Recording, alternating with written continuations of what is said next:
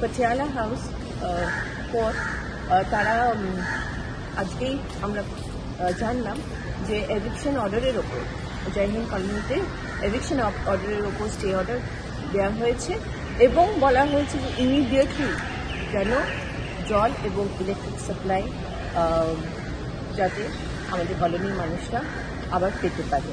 তো এটা আমাদের বাংলার মা মাতৃ মানুষের জয়, বাংলার জয়।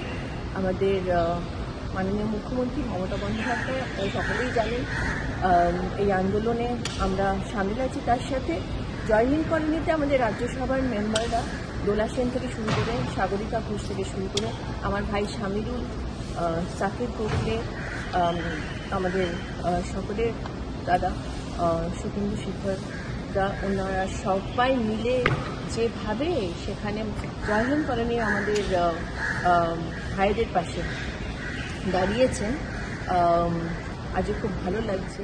Electricity, which is a crystal clear indication of the fact that what the government of India has started across the country against Bengali speaking people who are migrant workers is illegal, unconstitutional and inhuman.